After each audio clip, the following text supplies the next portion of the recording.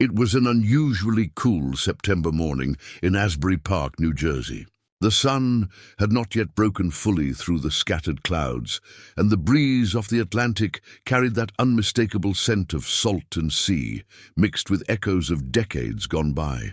Bruce Springsteen, at 65, walked slowly along the boardwalk, a ritual he always maintained whenever he returned to his hometown. For him, it wasn't just exercise, it was a silent pilgrimage, a way to reconnect with his roots. Each step carried memories. The faint crash of waves against the pilings reminded him of long afternoons as a teenager, sitting with his guitar, trying to write something bigger than himself. Asbury Park wasn't just a city, it was the stage of his earliest dreams. There stood the Stone Pony, the small bar that became legend.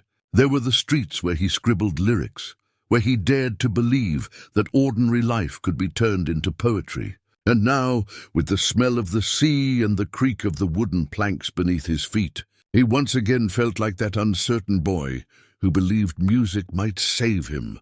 At this early hour, the boardwalk was nearly empty. A few joggers passed, nodding at him without stopping. Bruce tugged his cap lower. It wasn't to avoid fans. It was habit, the residue of years spent guarding fragments of privacy. His thoughts wandered to the new album he was shaping in the studio. The songs circled around familiar themes, returning home, the passage of time, the America he had chronicled for over 50 years. And then he noticed something. Near the historic convention hall sat a man on a weathered bench. 2 duffel bags rested at his feet, torn and frayed from years of wear. Something about the man's posture, the slope of his shoulders, the tilt of his head, struck Bruce as oddly familiar. He slowed. The man was African-American, graying hair tucked under a cap, his face carved by years of struggle. He was absorbed in reading a tattered paperback, so lost in its pages that he didn't see Bruce approach. When Bruce finally walked past, recognition hit him like lightning. Marcus Johnson? The man looked up, blinking against the morning light. For a heartbeat, his eyes were blank. And then they widened, softening with disbelief and recognition all at once. Bruce Springsteen? His voice was rougher now, rasped by time, but carried the same warm cadence. Man, I must be dreaming. Bruce stood stunned. Marcus Johnson, his closest friend through childhood, was sitting right in front of him. The Johnson family had lived only 3 blocks from the Springsteens in Freehold. Marcus's father, Raymond, had been the first to place a guitar in Bruce's hands. In that garage, the boys had spent countless afternoons. Bruce strumming a Sears guitar, Marcus keeping rhythm on an old coffee can. My God, Marcus. It's been, 48 years? Bruce said softly.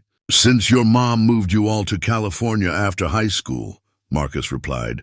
Rising slowly to his feet, they stood facing each other, 2 men in their 60s, each carrying a lifetime that neither could have imagined as boys. Yet in that instant, time folded in on itself. They were once again the dreamers of Freehold, bound by music, mischief, and brotherhood. Bruce's eyes fell to Marcus's clothes. They were clean, but thin and worn. His shoes were falling apart at the seams. The realization struck Bruce hard. His childhood friend was homeless. Mind if I sit? Bruce asked, gesturing to the bench. This boardwalk's as much yours as mine, Marcus said, offering a faint smile that momentarily revealed the boy Bruce remembered. They sat in silence, the ocean breeze filling the space between decades. Finally, Marcus spoke. I hear your songs sometimes, he said, still gazing out at the water, coming from car radios or the bars down the shore. Takes me straight back to your mom's garage. You on that beat-up Sears guitar, me banging on that coffee can. He chuckled softly. Dad always said you'd make something of yourself with that voice. Emotion rose in Bruce's throat. Raymond Johnson had believed in him more than his own father ever had. The Johnson home had been a haven where music wasn't mocked but celebrated. Your dad was right about a lot, Bruce murmured. I still use some of those chord changes he taught us. Marcus's gaze drifted distant. He was proud of you, Bruce. Kept every album, every newspaper clipping. He had this scrapbook he showed anyone who'd listen. The weight of unspoken guilt pressed down on Bruce. "I should have stayed in touch," he admitted. "After your dad's funeral, Life happens," Marcus cut in gently. "You were on the road. I was holding the family together after Dad passed. Then came Vietnam. Different roads, man." Bruce studied his old friend more carefully now. Hardship was etched into him, not just in his belongings, but in his eyes, in the weary way he held himself like a man who had stood against strong winds too long. "Marcus, are you—" Bruce hesitated. "Homeless?" Marcus finished for him. He nodded. "Yeah, going on 3 years. Lost my job when the Detroit auto plant shut down. Couldn't keep the house. My wife left. Just kept sliding." He gestured at his bags. "Been drifting east ever since. Figured I'd see the ocean again before—" He didn't finish, but Bruce heard what wasn't said. "And your kids?" Bruce asked softly, remembering Marcus had married young. Marcus's face tightened. "That's the hardest part. My boys, Raymond Jr. and Michael, are in a group home in Newark. Their mother died 5 years back, cancer. I kept them with me until I couldn't anymore. The state took them 2 years ago. I see them when I can. Once a month, if I'm lucky." Bruce felt something stir deep inside, not just sympathy, but the sharp reminder of debts unpaid.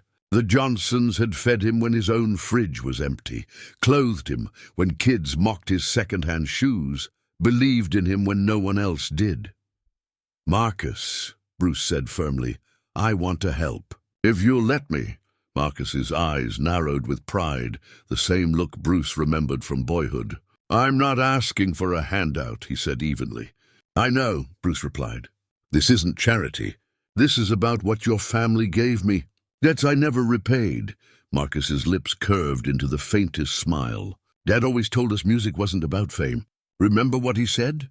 Bruce nodded. "Music is about bearing witness, about telling the truth of what you see and who you are." They walked to Joe's Diner, the little place on Main Street with neon lights and the smell of coffee that had lingered for decades. The waitress greeted Marcus by name. Inside, over steaming mugs and a stack of pancakes, Marcus unfolded the story of his life. Vietnam in '69, his marriage to Linda, steady years at the auto plant, the joy of raising 2 boys, then the recession of 2008, Linda's cancer in 2015, the spiral that followed. He pulled out a worn photograph, 2 teenage boys with uncertain smiles and their father's eyes. "Raymond's 16 now. Plays trumpet." Michael's 14. "Writes poetry. Reminds me of you, Bruce." Bruce studied the photo, heart aching. "They need you, Marcus. And you need them." Marcus's voice cracked. "I'm not done fighting. Not while they need me." Bruce leaned forward. "Then fight with me. I've got the Springsteen Foundation, helping veterans and the homeless. I want you to work with me. Not charity, a job, a mission, a chance to get your boys back." Marcus stared, shocked. "You'd do that? After all this time?" "Not out of pity," Bruce answered. "Because your family shaped me. Your father taught me dignity. Your mother fed me. You defended me when others laughed. Everything I built started with those lessons. It's time I honor that." Marcus wrestled with his pride, then slowly extended his hand. "Partners," he said. "But I earn my keep, no favors, and I help design the program. I know what works and what doesn't. Wouldn't have it any other way," Bruce replied, gripping his hand. 6 months later, the Asbury Park Community Center buzzed with life. The hall was packed with veterans, families, and men and women who had once been homeless. At the front stood Marcus Johnson, tall and steady, his voice commanding. "The paperwork is meant to wear you down," he told them. "They're counting on you to give up. But you faced worse than bureaucracy, and you're not alone anymore."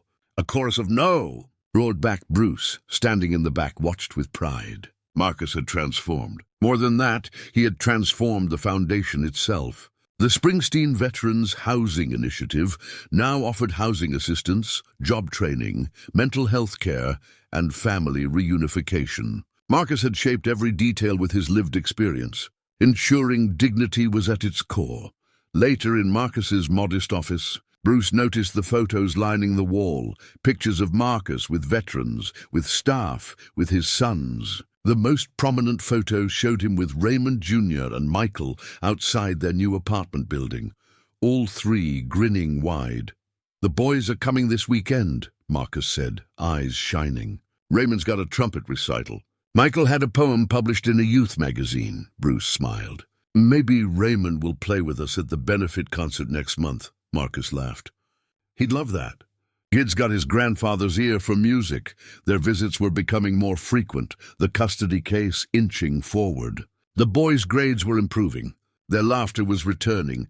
That evening, Marcus grew thoughtful. "I've been writing," he admitted. "A memoir, I guess. About Vietnam. About what it's like for veterans after. About workers who gave everything and lost everything. Not just my story, but the stories I've collected. Michael's been helping me shape it. I'd be honored to read it," Bruce said. "It's not pretty," Marcus warned. "No clean success story. The most important stories rarely are," Bruce replied quietly. "But they're the ones that need telling." Marcus nodded, moved.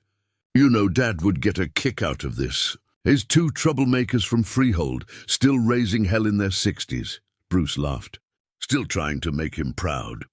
"I think we are," Marcus said softly. Outside, the ocean roared its eternal rhythm, waves rolling in and out like time itself, carrying away small things, bringing back unexpected treasures.